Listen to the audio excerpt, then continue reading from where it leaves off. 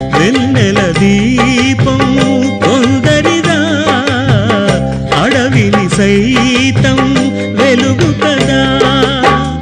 ఎల్లలు లేని చల్లని గాలి అందరి కోసం అందును కాదా. ప్రతి మదిని లేపే ప్రభాతరాగం, పదే పదే చూపే ప్రధాన మార్గం.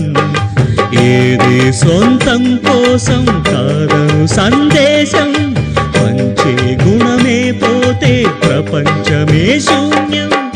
ఇది తెలియని మనుగడ కథ, దిశ నెరుగని గమనము కథ. తరలి రాద తనే వసంతం, తన దరికి రాని వనాల కోసం.